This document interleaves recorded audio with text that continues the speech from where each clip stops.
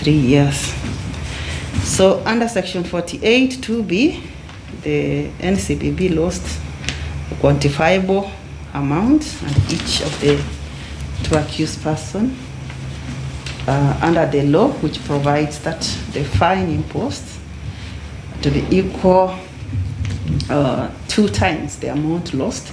In this case, the NCBB lost 297,086,505 times 2. So the first accused is fined Kenya shillings 594,175, default to serve 7 years imprisonment.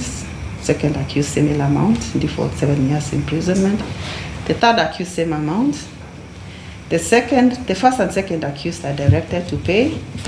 In default, each of them shall serve a further 7 years imprisonment. Count number 4 under section 48(1). First and second accused are each fined $500,000 in default, 3 years imprisonment. The third accused is fined similar amount, and the first and second accused are directed to pay. If they do not pay, they shall each serve 3 years imprisonment.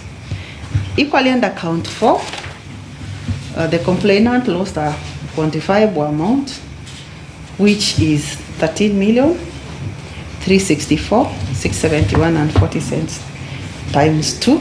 So the first accused is fined Kenya shillings 26,729,342.80 in default 7 years imprisonment. Same amount for the second accused, default similar period, and the third accused is fined same amount, that is 26,729,348.80. The first and second accused to pay. In default of them paying that fine, they shall serve a further 7 years imprisonment.